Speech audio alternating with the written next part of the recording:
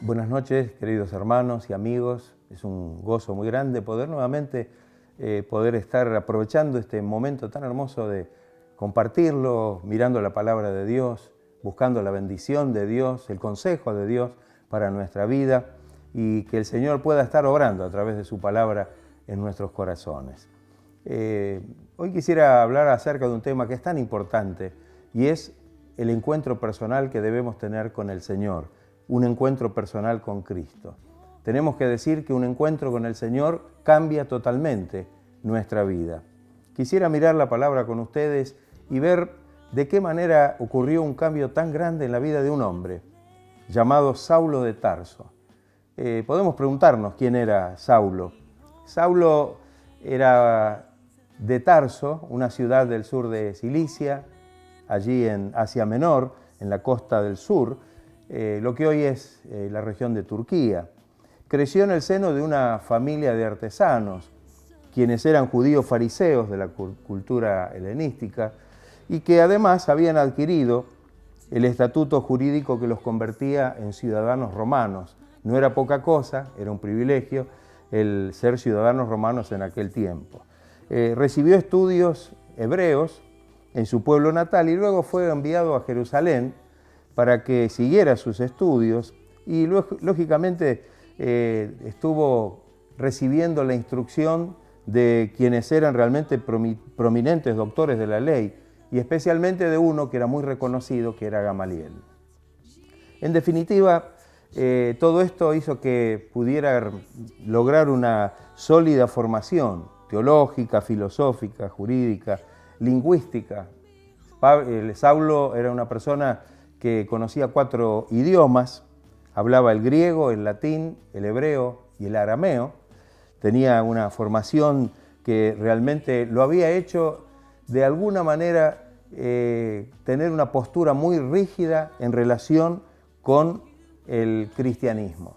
Sabemos que se había convertido en un acérrimo perseguidor de los cristianos y que en definitiva creía que debía hacer todo lo que estaba de su parte en contra del nombre de Jesús de Nazaret. Esto era algo que realmente lo llevaba adentro, como que estaba de esta manera sirviendo a Dios y estaba haciendo algo que realmente él consideraba tan importante en su servicio a Dios. En la tarea de perseguir y de tratar de encarcelar a los cristianos, Saulo había tenido, digamos así, lo habían comisionado con poderes y autoridad de parte de los principales sacerdotes para dirigirse a Damasco, una ciudad de Siria, y allí hacer su trabajo. Pero iba a pasar algo en el trayecto, en el camino hasta la ciudad de Siria, hasta la ciudad de Damasco en Siria, y que realmente iba justamente a transformar su vida. Dice la palabra de Dios allí en el libro de los Hechos, cuando él relata su conversión, que yendo camino a Damasco y ya cerca de la ciudad, voy a leer ahora el texto, Hechos 9, 3 al 5, repentinamente le rodeó un resplandor de luz del cielo y cayendo a tierra, oyó una voz que le decía, Saulo, Saulo, ¿por qué me persigues? Él dijo, ¿quién eres, Señor? Y él le dijo, yo soy Jesús, a quien tú persigues. Dura cosa te es dar coces contra el aguijón. Esta frase elude a quien porfía contra la razón, a quien trata de resistir a una fuerza a la que en realidad no puede vencer. Qué importante esto, porque en definitiva él estaba resistiendo al Señor, él estaba luchando contra el Evangelio de Cristo y en definitiva ahora tiene un encuentro personal con el Señor. Hay 3 aspectos que quisiera resaltar en este momento con respecto a este encuentro que Saulo tuvo con Cristo, con el Señor. Y el primero de ellos es la conversión de un fariseo, de un acérrimo perseguidor de los cristianos, de alguien que realmente era enemigo de Cristo, a un cristiano. Es grande la conversión, el cambio que se produjo en su vida. Su vida personal sería totalmente transformada por el poder del Señor y por la obra poderosa del Espíritu Santo de Dios en su vida. Él fue llevado, después que tuvo ese encuentro con el Señor y y pudo realmente recuperarse, dice que quedó cegado por esa luz que lo había rodeado, de tal manera que lo levantaron y lo llevaron, estaban cerca de la ciudad de Damasco, lo llevaron allí, y Dios allí había preparado a una persona, Ananías, para que pudiera estar con él y para que pudiera ministrarlo. En el libro de los Hechos, capítulo 9, versículo 17, dice: fue entonces Ananías, cuando Pablo llegó a Damasco, y entró en la casa, y poniendo sobre él las manos, dijo: hermano Saulo, el Señor Jesús, que se te apareció en el camino por donde venías, me ha enviado para que recibas la vista y seas lleno del Espíritu Santo. Fíjense qué cambio total, ¿no? En el camino él iba a la ciudad a perseguir, a encarcelar, a llevar a Jerusalén a los que encarcelaban, a los que iban a estar presos, y de buenas a primeras llega allí, a Damasco, pero ahora llega como un cristiano. En el capítulo 22, versículos 14 y 16, Ananías le dijo: el Dios de nuestros padres te ha escogido para que conozcas su voluntad y veas al justo, que es el Señor, y oigas su voz, la voz de su boca. Ahora pues, ¿por qué te detienes? Levántate y bautízate y lava tus pecados, invocando su nombre. Una verdadera conversión, una persona totalmente diferente. Ese impacto que produjo la presencia del Señor en su vida transformó la vida de Saulo de una manera terrible, maravillosa. El segundo punto que quiero resaltar es la consagración. Lo primero fue la conversión y ahora es la consagración. Ahora Pablo debía rendirle, entregarle y dedicarle su vida al Señor, debía ahora vivir para Él. Hechos capítulo 9, versículo 7, dice que después de esta experiencia, él, temblando y temeroso, dijo: Señor, ¿qué quieres que yo haga?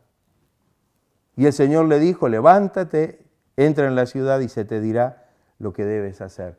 ¿Qué quieres que yo haga? Eso muestra verdaderamente una total dedicación y consagración al Señor. Ya no es lo que yo quiero hacer, ya no es el proyecto, ya no es el plan que tenía para mi vida, sino que ahora pregunto de una manera realmente abierta y de corazón al Señor: ¿qué quieres que haga? En la carta que escribe Pablo a los Filipenses, capítulo 3, versículo 7, podemos, por lo que dice, darnos cuenta de la magnitud de la entrega y de esta consagración al Señor. Pero cuantas cosas eran para mí ganancia, dice Pablo, las he estimado como pérdida por amor de Cristo. Y ciertamente aún estimo todas las cosas como pérdida por la excelencia del conocimiento de Cristo Jesús, mi Señor, por amor del cual lo he perdido todo y lo tengo por basura, para ganar a Cristo y ser hallado en Él. Qué entrega total al Señor. Qué consagración total al Señor. Todo lo que él consideraba tal vez que había sido tan importante y tan válido para su vida, ahora dice que lo tiene como pérdida y también dice como basura. La basura no es para guardarla y para atesorarla, sino para descartarla. Y esto era lo que Pablo hacía con sus planes y sus proyectos de su vida, porque ahora su vida estaba entregada al Señor. Y lo que él debía hacer y lo que anhelaba en su corazón era poder realmente llegar a la presencia del Señor. La tercera cosa es el servicio. El cambio que se produjo en Pablo, ahora de ser un perseguidor de la iglesia, ahora era un apóstol. Ahora sería alguien, la palabra apóstol significa enviado, a quien el Señor lo enviaría a anunciar el Evangelio de Jesucristo. Las palabras que le dijo el Señor a Pablo fueron muy importantes.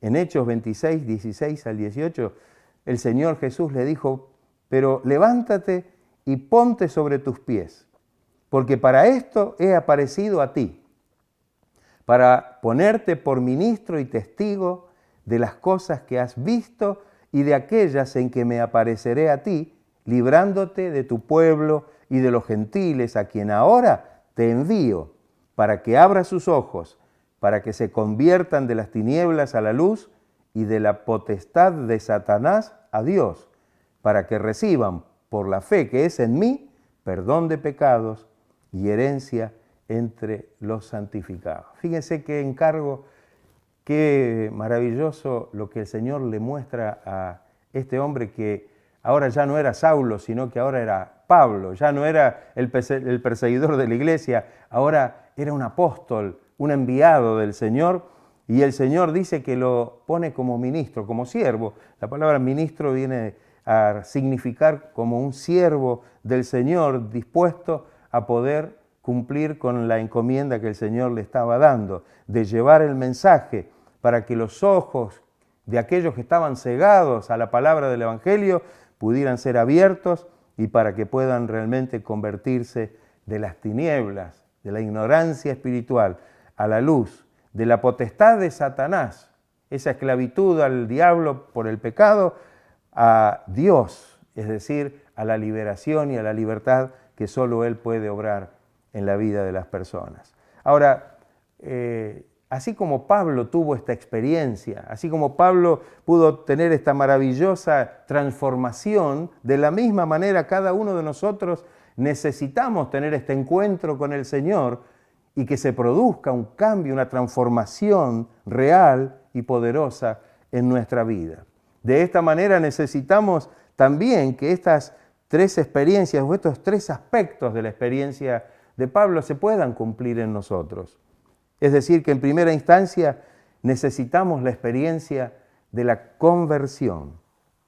Hechos 3:19 dice, así que arrepentíos y convertíos para que sean borrados vuestros pecados, para que vengan de la presencia del Señor tiempos de refrigerio. Estas palabras fueron del apóstol Pedro. Estas palabras que llegaron a toda la gente que se había reunido el día de Pentecostés, cuando el Señor derramó el Espíritu Santo sobre aquellos 120, y Pedro se para luego y les predica el mensaje de Dios, les dice al final estas palabras. Lo que debían hacer era convertirse, eran arrepentirse para que pudieran ser borrados sus pecados. Y sabe una cosa, que si no hay conversión, no hay limpieza de pecados. Si no hay un cambio radical en nuestra vida, no nos podemos deshacer de los pecados que realmente están arraigados en nuestro corazón. Jeremías capítulo 15, versículo 19, el Señor habla con el profeta Jeremías y le dice, si te convirtieres, la importancia de la conversión, yo te restauraré y delante de mí estarás, y si entresacares lo precioso de lo vil, serás como mi boca. Fíjese que era un profeta de Dios, Jeremías, y sin embargo, esta experiencia que había tenido del llamado del Señor exigía que él ahora pudiera realmente tener esta experiencia de conversión para que pudiera ser como la boca de Dios. Él tenía el privilegio y la responsabilidad de transmitir el mensaje del Señor. En cierta manera, cada uno de nosotros que hoy predicamos y anunciamos el mensaje, tenemos que realmente permitir que Dios hable a través de nuestra boca para que las almas, las personas, puedan llegar al conocimiento de la salvación. La falta de la conversión impide que podamos recibir la plenitud de la bendición de Dios en nuestra vida. Puede ser que recibamos algo de Dios, pero hasta que no hay una verdadera conversión, es como que tuviéramos un velo que no nos permite ver con claridad todo lo que el Señor realmente tiene para nosotros. Ahí en la segunda carta de Corintios, capítulo 3, versículo 16, dice, pero cuando se conviertan al Señor, el velo se quitará. Por medio de esa conversión, por medio de esa transformación, se quita ese velo que no nos permite ver con claridad lo que Dios nos quiere revelar y mostrar. Volvemos al libro de los Hechos, en el capítulo 26 y versículo 18, recordamos el texto que leímos anteriormente, para que abra sus ojos, para que se corra el velo y que puedan ver, para que se conviertan de las tinieblas a la luz y de la potestad de Satanás a Dios, para que reciban por la fe que es en Cristo el perdón de los pecados y herencia entre los santificados. Qué hermoso que podamos entender la importancia realmente de la conversión. El segundo punto que vimos en la vida del apóstol Pablo fue la consagración, que también tiene que estar en nuestra vida, es decir, una verdadera entrega, una dedicación de nuestra vida al servicio del Señor y en la presencia de Dios. Hay por lo menos dos razones para consagrar nuestra vida al Señor, para dedicarle nuestra vida al Señor. La primera es porque Él nos compró con su sangre y ahora le pertenecemos al Señor. Creo que hemos hablado muchas veces acerca del pago que el Señor hizo, el rescate que el Señor hizo para salvar nuestra vida, para darnos salvación. En la primera carta del apóstol Pablo a los Corintios, capítulo 6, versículos 19 y 20, dice: ¿O ignoráis que vuestro cuerpo es templo del Espíritu Santo, el cual está en vosotros, el cual tenéis de Dios, y que no sois vuestros, porque habéis sido comprados por precio? Glorificad pues a Dios en vuestro cuerpo y en vuestro espíritu, los cuales son de Dios. Qué importante reconocer que en realidad ahora ya no somos nuestros. El Señor nos compró a precio de sangre, el Señor pagó el rescate para nuestra salvación y hoy nosotros realmente debemos rendirle nuestra vida al Señor y consagrarla para Él. En la segunda carta a los Corintios, capítulo 5, versículos 14 y 15, dice algo hermoso. Dice: porque el amor de Cristo nos constriñe, nos aprieta, pensando esto, que si uno murió por todos, luego todos murieron, y por todos murió, para que los que viven ya no vivan para sí, sino para aquel que murió y resucitó por ellos. Qué hermoso, ¿no? Cristo fue el que murió por todos, el que murió por nosotros, para que ahora nosotros que hemos recibido esta vida, la podamos vivir para aquel que murió y que resucitó por nosotros. Qué hermoso que haya esta consagración, que haya realmente esta dedicación de nuestra vida al Señor. La segunda razón es porque, dice, es voluntaria, de corazón. Ofrecemos nuestra vida en el altar de Dios.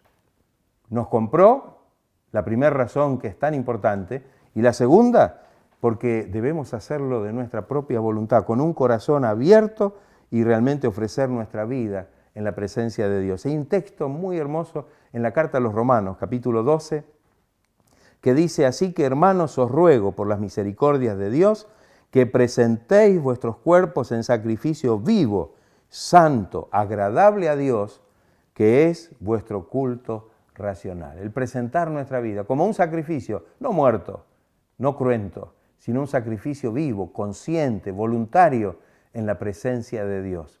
Tiene que ser un sacrificio santo.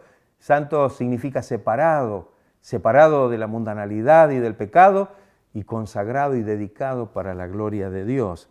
Y tiene que ser agradable. Hay un texto muy lindo en la Biblia y hermoso que dice que sin fe es imposible agradar a Dios. De tal manera que cuando entregamos nuestra vida a Dios lo hacemos como realmente una manifestación de fe en el Señor. Y el último punto, en cuanto al servicio, también el Señor quiere que nosotros le podamos servir, que nosotros podamos ser un instrumento de bendición en sus manos para poder extender el reino de Dios mediante la prédica del Evangelio. Hay un texto en la primera carta de Pedro, capítulo 2, versículo 9, dice: mas vosotros sois linaje escogido, real sacerdocio, nación santa, pueblo adquirido por Dios, para que anunciéis las virtudes de aquel que os llamó de las tinieblas a su luz admirable. ¡Qué hermoso! ¿Un para qué? Él nos dio todas estas maravillosas bendiciones para que ahora podamos servirle, para que ahora podamos realmente anunciar las virtudes de aquel que nos llamó, estando nosotros en las tinieblas, a su luz admirable. Qué maravilloso que podamos realmente comprender esta verdad y aplicarla a nuestra vida. Hay tres razones importantes para que le sirvamos al Señor. En primera instancia, porque somos acreedores, es decir, somos acreedores de todas las bendiciones, las promesas, las recompensas y la herencia gloriosa que el Señor tiene preparada en nosotros allí en el cielo. También porque somos deudores. La posesión del Evangelio hace a uno que sea deudor a aquellos que todavía no oyeron el mensaje del Evangelio. El apóstol Pablo se sentía deudor. En la carta a los Romanos escribe y dice que era deudor, ¿no? A griegos y a no griegos, a sabios y a no sabios, soy deudor. El predicar, el anunciar la palabra para que todos reciban el mensaje del Señor. Y el último punto es que en realidad la última razón es porque nos ha sido encomendado. Cuando el Señor nos salva, nos limpia, nos renueva y se produce en nosotros esta transformación, esta consagración, ahora el Señor quiere que nosotros le sirvamos, nos ha dejado una encomienda. En el Evangelio de Mateo dice, por tanto, id y predicad el Evangelio a toda criatura, id y haced discípulos a todas las naciones, bautizándolos en el nombre del Padre, del Hijo y del Espíritu Santo, enseñándoles que guarden todas las cosas que os he mandado, y he aquí, yo estoy con vosotros todos los días hasta el fin del mundo. Id y haced discípulos a todas las naciones. El encargo del Señor, Él desea que nosotros seamos quienes podamos llevar el mensaje, el Evangelio. No se lo dio esto a los ángeles o a seres extraterrestres, sino que nos lo dio a nosotros, que compartamos el Evangelio por testimonio, dando el mensaje del Señor basado también en nuestra experiencia y en el testimonio de haber recibido esta salvación tan grande. Que el Señor esté bendiciendo a cada uno, que el Señor esté poniendo el deseo y el anhelo de tener un encuentro personal con el Señor. Cuando se produce este encuentro verdadero, como lo tuvo Saulo de Tarso y luego fue el apóstol Pablo, así cada uno de nosotros puede sufrir una transformación gloriosa para poder realmente ser un instrumento de bendición en las manos de Dios, para salvación de todos aquellos que crean en el Señor. Vamos a estar orando, vamos a orar por todas las necesidades, si es que tienen alguna necesidad, alguna petición en su corazón, aquellas peticiones que inclusive están llegando, las vamos a tener en cuenta. Si tiene alguna petición en su corazón, por algún familiar, por alguna persona, por algún enfermo, alguien que tiene alguna necesidad, vamos a estar haciendo la oración. Si alguien en esta noche también tiene el deseo de poder decir, Señor, quiero tener un encuentro personal contigo, dígaselo al Señor de corazón y el Señor seguramente le va a dar una experiencia gloriosa para que usted pueda realmente recibir lo que el Señor tiene para usted. Todos unidos vamos a hacer esta oración en este momento. Señor y Padre nuestro, te damos muchas gracias por tu gran amor, por tu gran misericordia. Gracias, Señor, porque podemos clamar a ti en todo momento, Señor, sabiendo, confiando en tu poder, en tu misericordia, que tus oídos también están atentos a nuestra oración y dispuesto, Señor, tu Espíritu para obrar con poder en la vida de aquellos que necesitan un toque de tu divina presencia. Señor, sana a los enfermos, levanta a los caídos. Señor, obra en la vida de aquellos que en este momento abren sus corazones y, Señor, que puedan tener un encuentro glorioso y personal contigo, Señor. Bendice nuestro país, bendice, Señor, este tiempo difícil en el que estamos viviendo y, Señor, que tú sigas sosteniendo nuestra vida y guardando nuestra vida con tu divina gracia y tu divino poder. Todo lo pedimos en el glorioso nombre de Jesucristo y para gloria y honra de su nombre. Amén. Gracias, Señor. Gracias, Señor. Gracias, Jesús. Gloria a Dios. Hermanos, amigos, que Dios los bendiga ricamente, que la gracia del Señor pueda estar obrando en sus vidas. Nos reencontramos en el horario de las 22 horas para poder realmente recibir la bendición de Dios.